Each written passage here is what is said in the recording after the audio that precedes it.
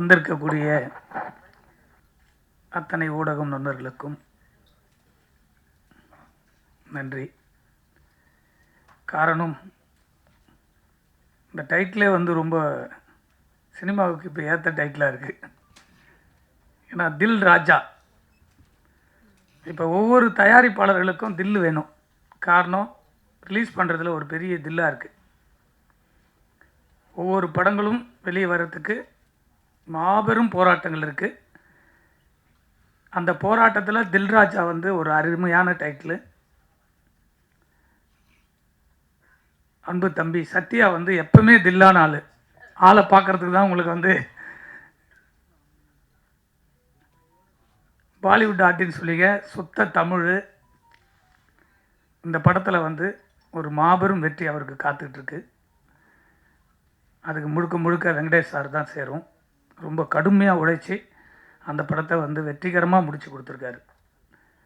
அவ்வளோ பெரிய வெற்றிகள்லாம் கொடுத்துட்டு வந்த வெங்கடேஷ் சார் வந்து அந்த படத்தை வந்து சத்யாவை ஒரு பெரிய மாற்றத்தை உருவாக்கியிருக்கு. இந்த படம் சாங் பார்க்கும்போதே உங்களுக்கு எல்லாருக்குமே தெரியும். ரொம்ப அழகான ஒரு படமாக இந்த படத்தை சத்யாவுக்கு அமைச்சு கொடுத்துருக்க வெங்கடேஷ் சாருக்கு ஒரு பாராட்டு சொல்லணும். காரணம், ஹீரோங்களால் தான் நிறைய படங்கள் வெளியே வர முடியாமல் நிற்கிறது. இப்படிப்பட்ட ஒரு ஹீரோவெலாம் உருவாக்க முடியாதான் தமிழ் சினிமாவுக்கு ஒரு வரமாக இருக்குதுன்னு நினைக்கிறேன். சாங்கு பார்க்கும்போது விஷுவலாக படம் எடுக்கும்போதே அதை பார்த்தேன். ரொம்ப அழகாக வந்துட்டு இருந்து. ஸோ இதில் பார்க்கும்போது ஷெரீன் வந்து இப்போ நடிச்சிருக்காப்புல ஒரு பொண்ணு போல் இருக்குது. ஏன்னா பழைய ஹீரோயினியாவே தெரியல. இப்போ புது ஒரு ஹீரோயினே எப்படி இருக்குன்னா எல்லாரும் கேட்குறாங்க. எங்கள் ராஜா அண்ணன் பக்கத்தில் யார் ஹீரோயின் கேட்டார். அவ்வளோ அழகு அந்த பொண்ணு அழகாக இந்த படத்தில் நடிச்சிருக்காங்க. இந்த 27க்கு எவ்வளோ பெரிய படங்கள் போட்டி போடுறதுன்னு உங்களுக்கு எல்லாருக்கும் தெரியும். ஏன்னா டெய்லியும் 2 ப்ரெஸ் சந்திச்சுட்டே இருக்கீங்க. ஒரு தயாரிப்பாளருக்கான அங்கீகாரம் எங்கே கிடைக்கணும்னு சொன்னோம்னா அந்த வெற்றி படத்தில் தான். இந்த எல்லா படமும் லாஸ்ட் வீக்கு ரிலீஸ் ஆகிருக்கிற படங்களும் வெற்றி படங்கள் தான். அதை மீறி வெளியில் இருக்க போஸ்ட் பார்க்கும்போது ஒரு கார்த்திக் படத்துக்கும் தில்ராஜாவுக்கும் தான் போட்டி கணக்காக ஒரு போஸ்ட் பார்க்கும்போது ஒரு லுக் இருந்தது. நேற்று நைட்டு ஒரு போஸ்ட் பார்க்குறேன். 27ன்னு போட்டு அந்த ஒரு யூத்து ஜென்ரேஷனோடு அந்த தில்ராஜா போஸ்ட்டும் இந்த பக்கம் கார்த்திக் சார் படம் போஸ்ட்டும் பார்க்கும்போது இந்த படத்தில் ஒரு இம்ப்ரெஸ் இருக்குது. யூத் வந்து இந்த படத்தை பார்க்கணும்னு தோன்ற அளவுக்கு ஒரு இந்த கதையில் இருக்குது. மியூசிக்கு பார்த்துருப்பீங்க.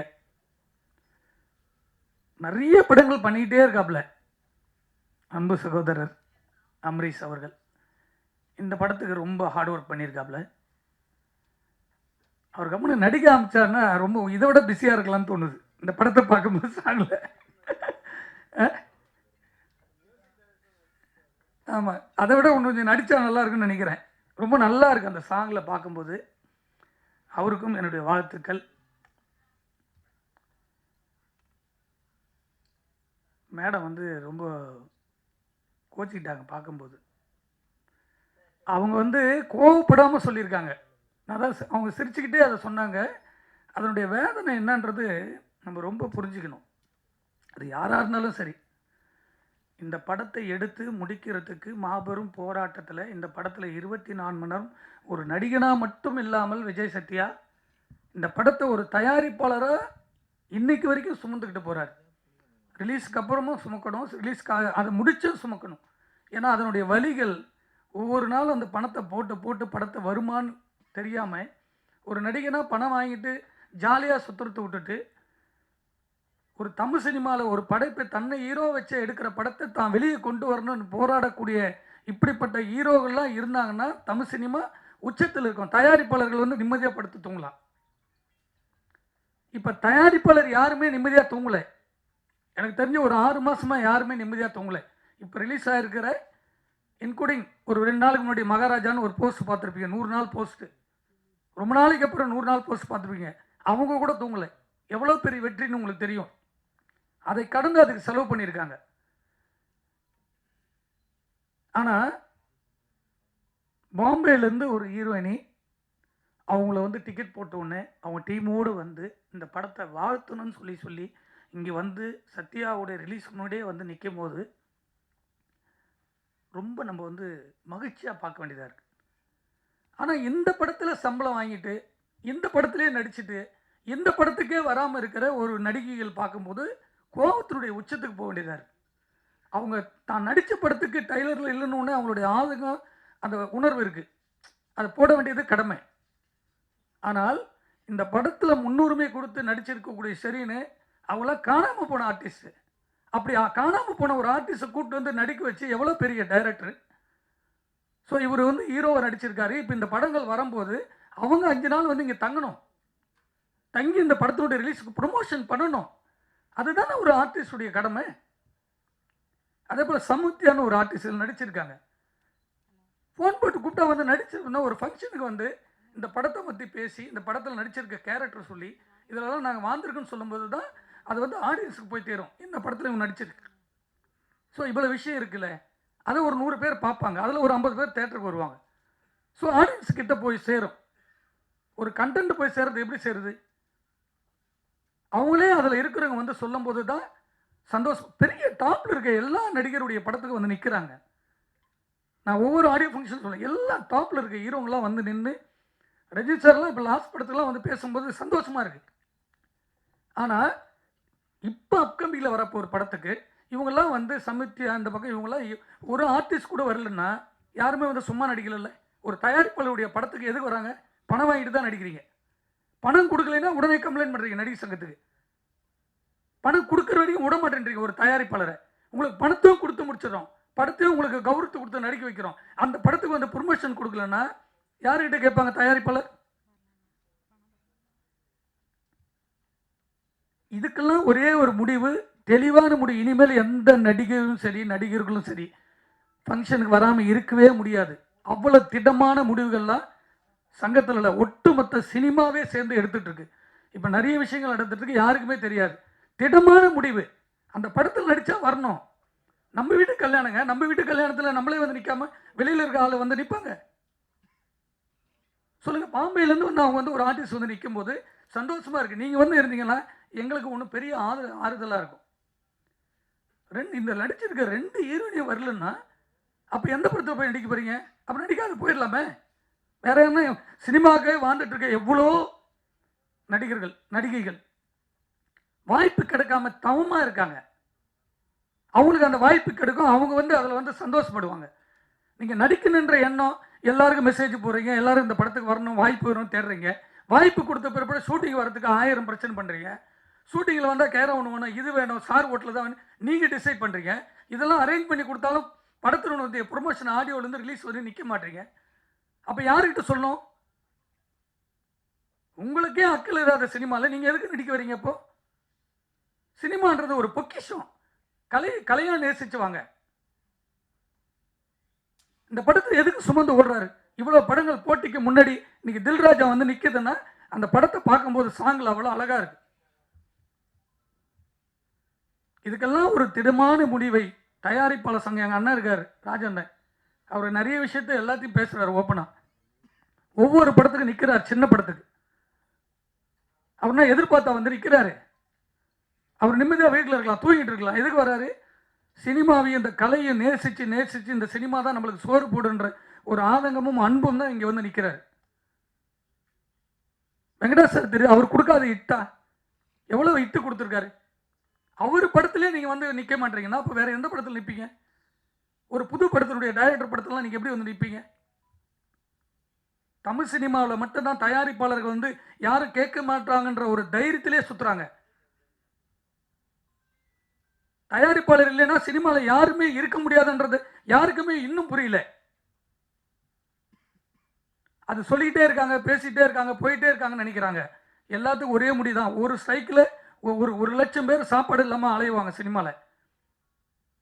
அந்த சூழ்நிலை உருவாக்கிட்டு இருக்கு சினிமாவுக்கு. ஒவ்வொரு தயாரிப்பும் வெள்ளிக்கிழமை ரிலீஸ் பண்ணி எல்லாத்தையும் விற்று போட்டுக்கிட்டே இருக்காங்க. அதெல்லாம் போனால் கூட பரவாயில்ல. அந்த படம் ரிலீஸ் போது ஒட்டுமொத்த இண்டஸ்ட்ரி அதை நடிச்சிருக்க டெக்னீஷியன்லாம் வந்து நிற்கும் போது ஸ்டேஜில் அந்த படத்துக்கு வந்து ஒரு ஹாப்பியாக இருக்கும். நான் விட்டுட்டேன் 2 கோடி 3 கோடி போனால் பரவாயில்ல, என்னுடைய படத்துக்கான ஆறுதலாக நாங்கள் நிற்கணும்ல. ஒரு 20 நாள் 30 நாள் 40 நாள் கால் ஷீட் நடிக்கிறீங்க. ஒரு அரை மணி நேரம் 2 மணி நேரம் ஒரு ஆடியோ ஃபங்க்ஷன், ஒரு 10 சேனலுக்கு என்ட்ரி கொடுத்து இந்த படத்தை பற்றி நான் அந்த கேரக்டர் பண்ணி நடிக்கும் போது தானே அது வந்து ஹாப்பியாக இருக்கும். கடவுள் வந்து எல்லாருக்குமே 50 கோடி 1 கோடி 100 கோடி 200 கோடி பிரித்து கொடுக்கல நடிக்கிறது, அவங்களுடைய ஹார்ட் ஒர்க்கில் தான் கொடுக்குது. நீங்கள் இந்த படத்தில் நடிக்கிறீங்க, நடித்தா மட்டும் பத்தாது, அதுலேருந்து நிற்கணும், உங்களுடைய கடமை. அது ஒரு 4-5 ஹீரோயினிங்க 4-5 பெரிய நடிகர்கள் இருக்காங்க, அவங்களாம் ஃபங்க்ஷன் வரக்கூடாது. இந்த ஃபார்முலா சில ஆள் எடுத்துட்டாங்க இப்போ. ஏன்னா கேட்கறதுக்கு ஆள் இல்லை, தமிழ் சினிமாவை ப்ரொடியூசருக்கு. நயன்தாரா சொந்தமாக படம் எடுத்து அவங்க போய் ஸ்டேஜில் நிற்கிறாங்க, ஒரு ப்ரொடியூசர் எடுக்கிட்ட வந்து நிற்க சொல்கிறாங்க பார்க்கலாங்க, வரதே கிடையாது. என் தயாரிப்பாளர் ரோட்டில் பெற்று விட்டு வச்சுருக்காங்க, ஒவ்வொரு தயாரிப்புலையும். எல்லாத்தையும் விற்றுட்டு படம் எடுக்கிறோம், எல்லாத்தையும் விற்றுட்டு இந்த படத்தில் வராதுன்னு தெரிஞ்சோம் ஒரு படத்தை கொண்டு போய் ஒரு கலைஞனா சினிமாவை கொண்டு போய் வெளியில் சேர்க்கும் போது மக்கள் மத்தியில் அந்த ஆறுதல் கூட இல்லைன்னா அந்த சினிமா யார் காப்பாற்றுறது? இது ஒரு கூட்டு குடும்பம் சினிமா.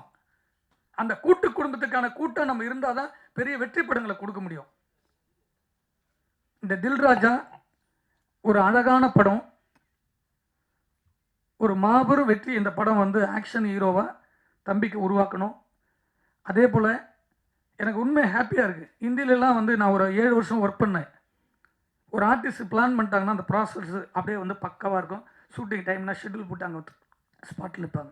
4 மணி நேரம்னா வேறு எதை பற்றியும் போய் யோசிக்க மாட்டாங்க, அது ஸ்கிரிப்டில் தான் இருப்பாங்க. நான் சொல்கிறது அமிதாப் பச்சன் உட்பட. அவர் வந்து உட்காந்துட்டாருன்னா ஸ்டேஜில் வேறு எதுவுமே பண்ண முடியாது, அது ஸ்கிரிப்ட் மட்டும் தான் யோசிப்பார். பெரிய டாப்பில் இருக்க ஆர்டிஸ்ட்டு, ஹீரோயினி கூட உட்பட. இங்கே மட்டும்தான் இப்போ சினிமாவில் வரும்போதே கேரவுனில் க்ளீனாக இருக்கான்னு கேட்குறது, ஸ்டார் ஹோட்டலில் ரூம் இருக்காது. நம்ம எதுக்கு வரோம்? பீச்சில் போய் நான் தண்ணியில் குளிக்க போகிறேன், அப்போ எதுக்கு அங்கே கேரவுனு? அந்த கதைக்கு என்ன தேவை அதோடு ஒன்றி வீட்டுக்கு போனால் நம்ம நிம்மதியாக இருக்க போகிறோம். குளிச்சுட்டு எல்லாருமே தண்ணி தான் தலைமையில் ஊற்ற போகிறோம். ரொம்ப வேதனையாக இருக்குது. ஒரு ஃபங்க்ஷனுக்கு கூட சின்ன படத்துக்கு ஆர்டிஸ்ட் வரல, யாருமே வரலன்னா அந்த கதைக்காக சுமந்துக்கிட்டு போகிற ஒரு தயாரிப்பாளர், ஒரு ஹீரோவை, ஒரு டைரக்டர் தான். ஹீரோ வரதே இல்லை சின்ன ப்ராஜெக்ட்லாம். சத்யாவே வந்து அந்த ஃபீல் பண்ணி தன்னை உருவாக்கணும்னு வந்து நிற்கும் போது வேதனையாக இருக்குது. அவர் பின்னாடி வந்து ஹீரோயினிக்கு வந்து நிற்கணும் கூட. அவங்க படம் தானே இது. இந்த படம் வெளியே வந்து அவங்களுக்கு 10 ப்ரொடியூசர் தெரியாது. ஏன்னா அவங்களை டார்ச்சர் பண்ணுவோம் தெரியாது அந்த ப்ரொடியூசருக்கு. 10 பேர் அட்வான்ஸ் கொடுத்துட்டு போவாங்க, 5 லட்சம் 10 லட்சம்னு. இந்த சினிமா தானே உருவாக்குது. இந்த சினிமாவை காப்பாற்ற வேண்டியது எங்கள் அண்ணன் இருக்கார். ஒரு நல்ல முடிவு எடுத்து ஒட்டுமொத்த சினிமா வந்து வலுவான ஒரு திட்டத்தோடு போயிட்டுருக்கு. இது ஒரு மாபெரும் வெற்றி படையாக அமைய வேண்டும் என்று உங்கள் அனைவரையும் நன்றியோடு வாழ்த்துகிறேன். நன்றி, வணக்கம். Good evening, everybody, and it's really exciting to be here. Thank you. Vanakkam. So, yeah, it's really nice and exciting to be here. I was actually sitting there and preparing, okay, if they'll call me, what will I say? Because I actually didn't understand one single word you all were speaking, and I was like, yeah, they all are praising also, and sir to has spoken a lot. I was like, oh, what all has he mentioned? Okay, so we are here to give a major shout out to Dil Raja, Mr. Vijay Satya, Mr. A. Venkatesh, the entire team, and I can already see that the movie has great potential because the people in it are amazing, superbly talented. The songs we have seen are already trending. So let's give it a shout out, and this night is about this only, and yeah, all the best. Thank you so much for having me.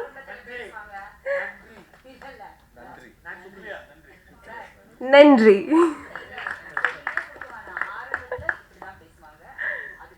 Yeah, first of all I would like to congratulate and wish all the best to Vijay Satya and A. Venkatesh sir and team Amrish.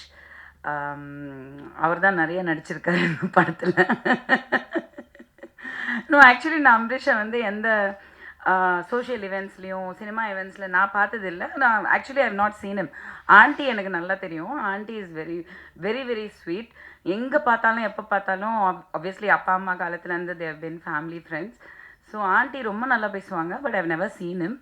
நான் இன்றைக்கி பார்த்துட்டு தான் ஐ mean like எனக்கே நான் கேட்டேன், இப்போ தான் கேட்டேன், ஏன் நீ வந்து எந்த ஃபங்க்ஷனுக்கும் you are not coming and என்ன தெரியல. he said that was cute. Anyway, lovely music, and I think all the songs are very big hits. So congratulations to that.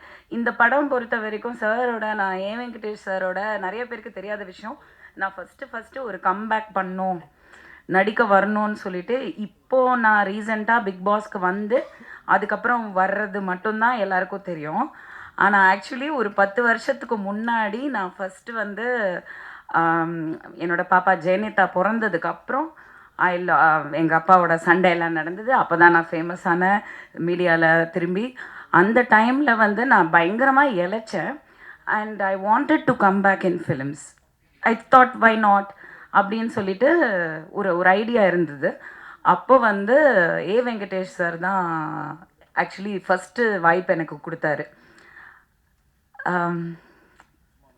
சும்மா நச்சுன்னு இருக்குது, பிரிட்டோ சாரோட தயாரிப்பில் வந்து சும்மா நச்சுன்னு இருக்குன்ற படம் நகுலோட அந்த ஒரு படம் நான் பண்ணிவிட்டு again I just I took a back seat. I think that was அந்த நேரம் என்னோட டைம் இல்லை.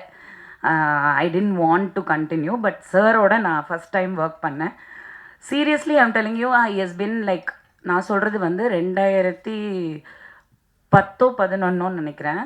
அந்த டைம்லேருந்து சார் வந்து நான் வந்து டைரக்டர் பி வாசு கிட்ட வந்து அசிஸ்டண்ட்டாக ஒர்க் பண்ண ஒரு ஆள். ஸோ ஒரு 10 படம் நான் வந்து ஒர்க் பண்ணியிருக்கேன் அவரோட. ஸோ அவரோட ஸ்பீடு, அவரோட அந்த தாட் ப்ராசஸ், அவரோட அந்த போல்டான ஒரு டெசிஷன்ஸ், அவரோட பெர்ஃபார்மன்ஸு, நான்லாம் வந்து ஒரு ரசிகையாக பார்த்துருக்கேன் டைரக்டரை. என்னோடய குரு, அவரை பார்த்து நான் வளர்ந்துருக்கேன், ஒரு ஆர்டிஸ்ட்டாக வளர்ந்துருக்கேன். இன்றைக்கி எனக்கு பெர்ஃபார்ம் பண்ண முடியுது அப்படின்னா ஐ திங்க் டெஃபினெட்லி ஒரு டைரக்டர் லைக் பி வாசு கிட்ட ஒர்க் பண்ணது மட்டும்தான். நான் 4 படம் பண்ணேன். அந்த படத்தோடு நான் அவ்வளோதான், I got married and settle down. But அந்த 4 படத்தை விட நான் ஒரு அசிஸ்டன்ட் டைரக்டராக ஒர்க் பண்ணது தான் இன்றைக்கும் எனக்கு சினிமாவுக்கு, ப்ரொடக்ஷனுக்கு, எல்லாத்துக்குமே ஹெல்ப் ஆகுது. அந்த விதத்தில் அந்த வரிசையில் பார்க்கும்போது கேஎஸ் ரவிக்குமார் சார், யூனோ தேர் சில டைரக்டர்ஸ் வந்து ஒரு ஹீரோவை விட ஒரு ஜாஸ்தி ஒரு பர்சோனா, ஒரு அவங்கக்குள்ள ஒரு தேஜஸ், அவங்கக்குள்ள ஒரு ஸ்பீடு, நம்ம ரசிப்போம், ஒரு ஆர்டிஸ்டாக ரசிப்போம் இந்த டைரக்டரை. அந்த மாதிரி நான் ஒர்க் பண்ணதில் வந்து ஏ Venkatesh sir is one of the ace directors. ரொம்ப அடக்கமான ஒரு you know down to earth person. யாருமே வந்து அவர் பந்தாவே பண்ணிக்க மாட்டார். அவர் அவ்வளோ ஸ்வீட். த்ரூ த இயர்ஸ் நான் இப்போ ஒரு 4 படம் ஒர்க் பண்ணிட்டேன் அவரோட.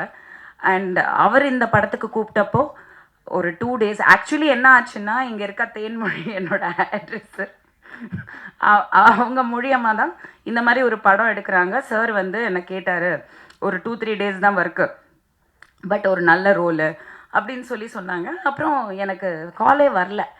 சம்திங் ஹேப்பன், யாரோ நடுவில் வந்து கேம் விளையாடிட்டாங்க ஆஸ் யூஷுவல். எனக்கு கால் வரல. எனக்கு வந்து சார் படம்னோன்னா நான் யாருக்கும் அந்த மாதிரி கால் பண்ண மாட்டேன். சார் படம்னோன்னா நான் வந்துட்டு நம்பர் வாங்கி ஸ்பெசிஃபிக்காக சாருக்கு கால் பண்ணேன்.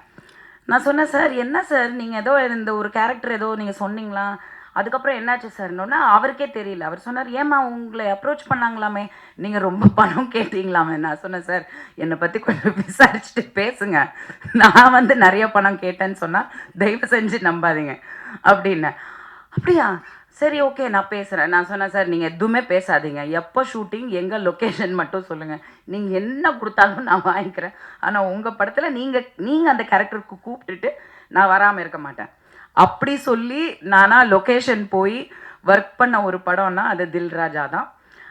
அப்போது வந்து ஆக்சுவலி நான் how to call you Sathya ஒன்லினோ விஜய் சத்யா.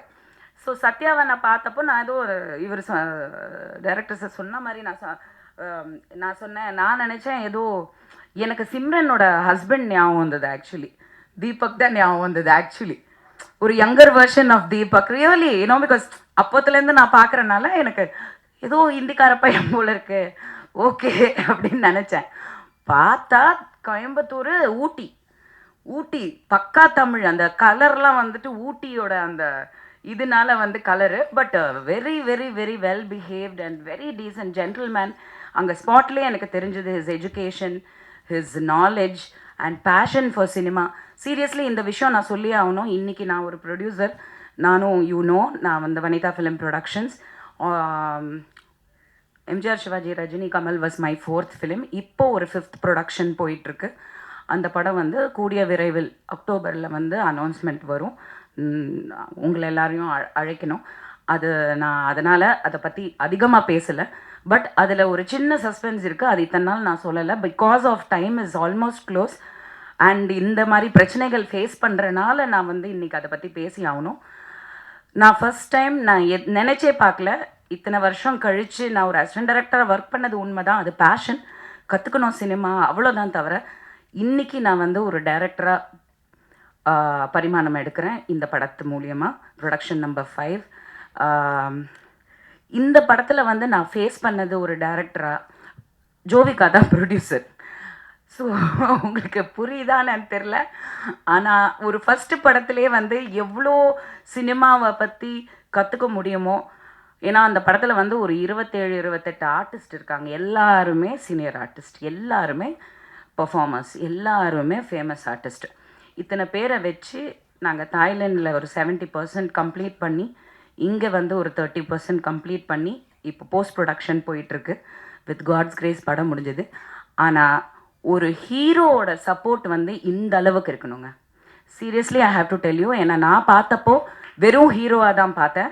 ஆனால் இந்த படத்தில் இன்றைக்கி ப்ரொடியூசரை தாண்டி வந்து நின்று ஒரு படத்தை வந்து நம்ம கொண்டு வரணும், இவ்வளோ எஃபர்ட் போட்டாச்சு, அதை கொண்டு வரணும், ரிலீஸ்க்கு கொண்டு வரணும், அதுக்கான என்னெல்லாம் பண்ண முடியும், யார்கிட்டெல்லாம் பேச முடியும், என்ன எஃபர்ட் எடுக்க முடியும், அந்த சின்சியரிட்டி, அந்த ஜென்யூனிட்டியே வந்து லைஃப்பில் வந்து நம்மளை வந்து எப்படினாலும் ஜெயிக்க வச்சிரும்.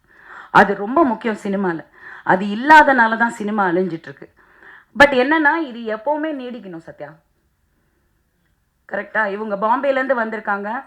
She is Kannika. Hi, thank you for coming from Bombay like a South Indian girl.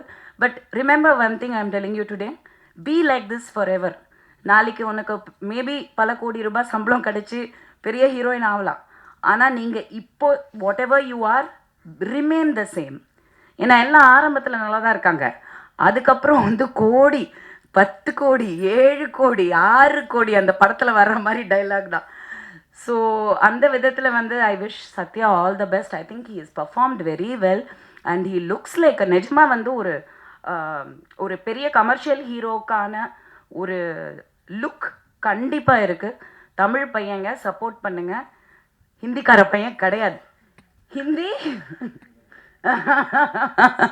Hindi தெரியாது போடா சொல்லு அந்த மாதிரி. And I thank A Venkatesh sir and Amrish and K Rajan sir. நான் சொன்ன மாதிரி இந்த படத்தில் ஹீரோயின் வரல, லேடி ஆர்டிஸ்ட் வரலன்னா ஃபஸ்ட்டு இவர் வந்துடுவார். சார் சப்ஸ்டிடியூட் நீங்கள் தான் சார், வேறு என்ன சார், யார் சார் அட்ராக்ட் பண்ணுறது ஆடியன்ஸையும் ப்ரெஸ்ஸையும்? ஃபஸ்ட்டு நீங்கள், நெக்ஸ்ட்டு நான் ஒரு கொசுறு மாதிரி உங்கள் கூட வருவேன், நடித்தேனோ இல்லையோ நான் அங்கே இருப்பேன். ஸோ அந்த விதத்தில் நான் எப்போவுமே சொல்லுவேன், ஆடியோ ரிலீஸ் மேட்ஸ் நாங்கள் எல்லாமே எப்போவுமே ஆடியோ ரிலீஸில் மட்டும்தான் சந்திப்போம். இது ஒரு க்யூட்டான ஒரு ஸ்டோரியாக இருக்குது ஆக்சுவலி, ஒரு நல்ல line. Anyway I wish all the best. September 27th PVR Inox Pictures. It was actually something very intriguing. ஏன்னா PVRங்கிறது it is a very big brand, Inox. In fact, I think most of the theatres today is PVR Inox. எல்லாத்துலேயுமே அவங்க வந்து they have taken over. So அவ்வளோ பெரிய brand வந்து இந்த படத்தை release பண்ணதுன்னா, நான் படம் பார்க்கல பட் டப்பிங் பண்ணேன். So I seen the gist of the film and நாங்கள் ஒர்க் பண்ணும் போது கிளைமேக்ஸ்லாம் நடந்தது. ஸோ அப்படி இருக்கும்போது இவ்வளோ பெரிய பிராண்ட் வந்து ஒரு படத்தை ரிலீஸ்க்கு கொண்டு வராங்க அவங்க தேட்டர்ஸ்லனா, கண்டிப்பாக அதில் வந்து there is definitely stuff in it. 100% தியேட்டர்ஸில் போய் பாப்கார்ன் வாங்கிட்டு படம் பார்ப்போம். And I wish the team all the best. Thank you.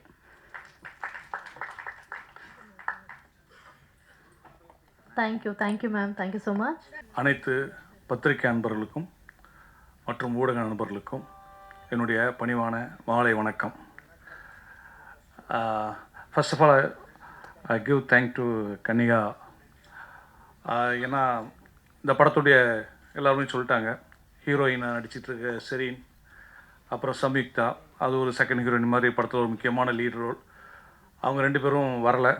பல முறை ஃபோனில் சத்யா வந்து போராடினார், என்கிட்ட சொன்னார், நானும் பேசி பார்த்தேன். அங்கே படப்பிடிப்பு இங்கே படப்பிடிப்புன்னாங்க. புரிஞ்சுக்குவோம் நம்மளாம். இப்போ சினிமாவில் வந்து உங்கள் எல்லாத்துக்குமே தெரியும், ஒரு விஷயத்தை எப்படி அழகாக நாசுக்காக அவாய்ட் பண்ணுவாங்க, என்னென்ன ரீசன் சொல்லுவாங்கன்னு தெரியும். அது இந்த படத்துலையும் அஃப்கோர்ஸ் நடந்துச்சு. என்ன கூட சத்யாவும் வனிதாவும் சேர்ந்துட்டு இந்த மாதிரி நீங்கள் படம் பண்ண ஹீரோக்களை கூப்பிடுங்க, நீங்கள் படம் பண்ண ஹீரோக்களை கூப்பிடுங்கன்னாங்க. நான் சொன்னேன், இல்லை எனக்கு தெரியும், அவங்களாம் வரமாட்டாங்க, கூப்பிட்றது வேஸ்ட்டு அப்படின்னே நான் சொன்னேன். இல்லை கூப்பிடுங்க, நீங்கள் இவ்வளோ படங்கள் இவ்வளோ ஹீரோக்களை வச்சு பண்ணியிருக்கீங்க, பண்ணுங்க அப்படின்றப்போ எனக்கு மைண்டில் ஒன்று தோணுச்சு. நான் ஒரு ஹீரோவை இதே மாதிரி இப்போ சத்யா எப்படி ஒரு அப்கமிங் ஹீரோவாக இருக்கார். சொல்ல மாட்டேன், சத்யா வந்து இது ஃபஸ்ட்டு படம் கிடையாது. அவர் இதுக்கு முன்னாடி ஒரு 4-5 படங்கள்லாம் பண்ணியிருக்காரு. குறிப்பாக சொல்லப்போனால் நெல், மகாராஜன், இப்போ வந்த மகாராஜா இல்லை, அப்போ வந்த மகாராஜன் போன்ற படங்கள்லாம் பண்ணியிருக்காரு.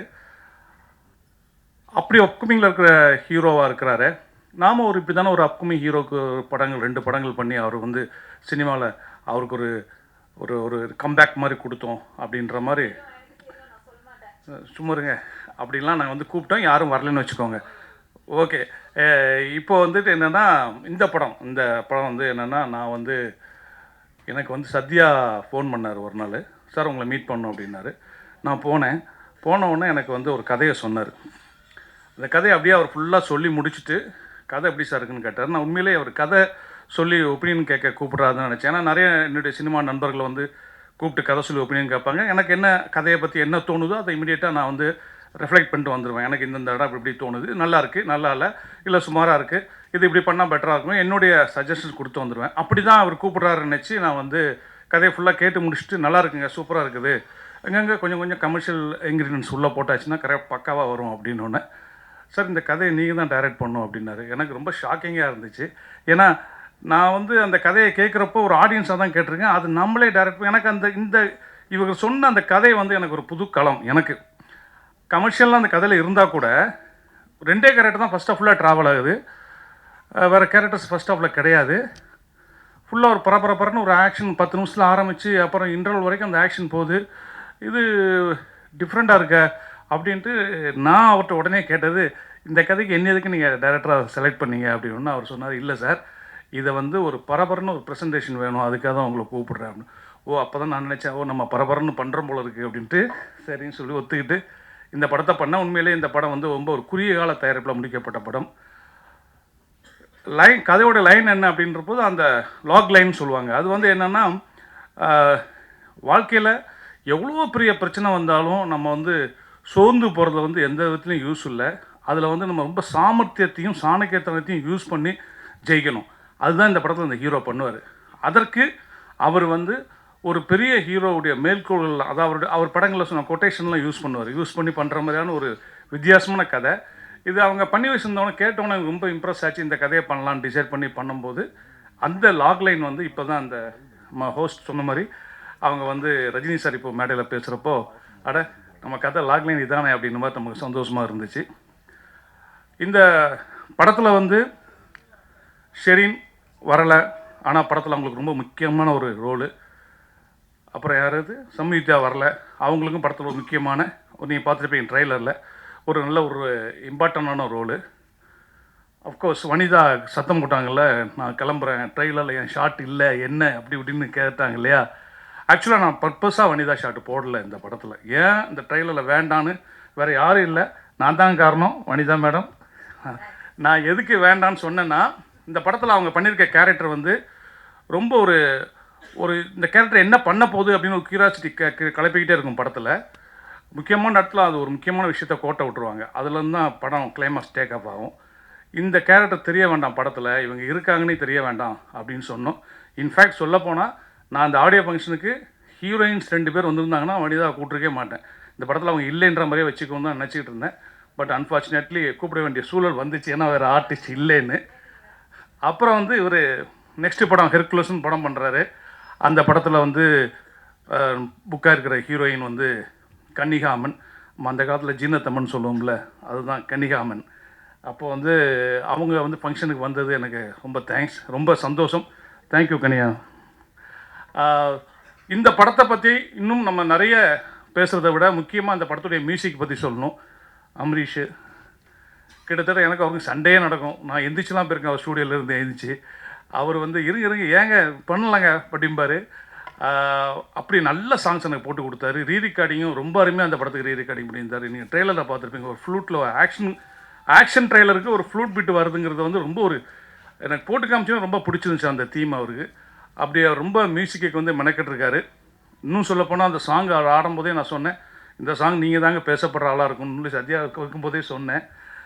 ஒரு நல்ல நடிகரும் கூட அவர். ஃப்யூச்சரில் டைரக்டர்ஸ் அவரை யூஸ் பண்ணிக்குவாங்க. அப்புறம் அவர் திருமலை அவர்கள் சொன்ன மாதிரி இன்றைக்கி சினிமா வந்து எல்லாருக்குமே தெரியும். இன்றைக்கி ஒரு வாரத்துக்கு எப்படி பார்த்தாலும் 5-6 படம் வருது. இன்னும் நான் கூட நேற்று கூட இவர்கிட்ட கேட்டேன், நம்ம ஹீரோட்ட, சத்யா 27 நிறைய படங்கள்லாம் வருது, நம்ம ஒன்றும் கொஞ்சம் தள்ளலாமா, ப்ரெஸ் மீட்டை வேணால் நீங்கள் கேன்சல் பண்ணலாமாலாம் நேற்று நான் கேட்டேன். அவர் வந்து எனக்கு ஒரு எஸ்எம்எஸ் அனுப்பியிருந்தார். சார் 300% இந்த படத்துக்கு நான் என்னுடைய எஃபர்ட்டை போட்டேன் சார். 300% என்னுடைய எஃபர்ட் அந்த படத்துக்கு போட்டேன். அதனால் அந்த படத்தை 27th ரிலீஸ் பண்ணுவோம் சார். ரிசல்ட்டு என்னங்கிறத நம்ம கடவுள் கையில் விட்டுறலாம் அப்படின்னாரு. உண்மையை சொல்லப்போனால் இந்த அப்கமிங்கில் இருக்கிற ஹீரோக்கள் கூட நான் நிறைய படங்கள் பண்ணியிருக்கிறேன். அப்போ அவங்களுக்கு ஒரு ஃபயர் இருக்கும். அந்த ஃபயர் சத்யாட்ட இருக்குது. அந்த வேட்கையும் அதுக்காக அவர் போடுற எஃபர்ட்டு, அவர் பண்ணக்கூடிய ஸ்ட்ரெயின், நைட்லாம் அவர் படுக்க தூங்கும்போது 3 மணி 3:30 மணிக்கெலாம் மெசேஜ் போட்டு படுத்துருக்கிறாரு. அவ்வளோ தூரம் அவர் ஸ்ட்ரெயின் பண்ணியிருக்காரு. தயாரிப்பாளர் வந்து அவருடைய நண்பரும் கூட. இப்படி ஒரு நண்பருக்காக படம் எடுத்திருக்காரு. அதை இயக்க எனக்கு ஒரு வாய்ப்பு கிடச்சிருக்கு. இந்த படம் சத்யாவை தமிழ் சினிமாவில் அப்படியே இந்த ஒரே படத்தில் தூக்கிட்டு உச்சத்தில் வைக்க வேண்டாம். ஒரு 2 படம் அவருக்கு புக் ஆனால் போதும். இதை பார்த்துட்டு அதுவே எனக்கு கிடைச்ச வெற்றி. இந்த படத்தில் எங்கூட பணியாற்றின கேமராமேன், அப்புறம் music director Amrish, editor Suresh sir, அப்புறம் இந்த படத்தினுடைய அனைத்து டெக்னீஷியன், என்னுடைய உதவியாளர் உள்பட ரொம்ப ஸ்ட்ரெயின் பண்ணாங்க. எல்லாருக்கும் இந்த மேடையில் நான் நன்றி கூறிக்கொண்டு, இப்போது வந்து ஒரு படம் ரிலீஸ் ஆகி ஒரு 3-4 டேஸில் வந்து அந்த படத்தினுடைய ரிசல்ட் என்னென்னு தெரிஞ்சிடும், எல்லாருக்குமே தெரிஞ்சிடும். அப்படி இந்த படம் கடவுளுடைய அனுக்கிரகத்தால், தெய்வத்தால் ஆகாத எனினும் முயற்சி தன்மை வருத்த கூலி தரும் அப்படின்னு திருவள்ளுவர் சொல்லியிருக்காரு. கடவுள் கொடுக்காட்ட கூட சத்யா பண்ணிகிட்டு இருக்க அந்த எஃபர்ட், அந்த முயற்சி, அவர் படக்கூடிய அவமானங்கள், இன்சல்ட்டு, அதெல்லாம் தாண்டி அவர் அந்த படத்தை வந்து இன்றைக்கி இந்த மேடை கொண்டு வந்துட்டார் ரிலீஸுக்கு. இந்த ரிலீஸில் இந்த படம் வெற்றின்னு ஒரு பேரும், படம் நல்லா இருக்குப்பா, படம் பார்க்கலாம் அப்படின்ற ஒரு பேரும் கிடச்சி, இந்த படம் சத்யாவுக்கு மீண்டும் ஒரு படம் புக் பண்ணி கொடுத்தா கூட அது எனக்கு கிடைச்ச வெற்றி, நான் சந்தோஷப்பட்டுக்குவேன். இந்த வந்திருக்க பத்திரிகை நண்பர்கள், ஊடகங்கள் எல்லாருமே அவருடைய உழைப்புக்காக அவருக்கு நீங்கள் நிறைய சப்போர்ட் பண்ணுங்கள். இந்த படம் எல்லோரையும் நிச்சயமாக திருப்திப்படுத்தும் படம் பார்க்குறவங்கள அப்படின்னு எனக்கு ஒரு இயக்குனராக நம்பிக்கை இருக்குது. மீண்டும் ஒரு நல்ல மேடையில் உங்களை சந்திக்கிறேன். இந்த படத்தை வெற்றி பெற செய்யறதுக்கு நீங்கள் கொண்டு போய் சேர்க்குற விஷயந்தான் முக்கியம். அதை சேர்ப்பீர்கள். எப்போவுமே எனக்கு அந்த பத்திரிகையாளருடைய அந்த நட்பும் அவருடைய ஆதரவும் இருந்திருக்கு. இந்த படத்தில் நடக்கும். உங்கள் அனைவருக்கும் மீண்டும் நன்றி கூறி விடைபெறுகிறேன். நன்றி, வணக்கம். Thank you so much, sir.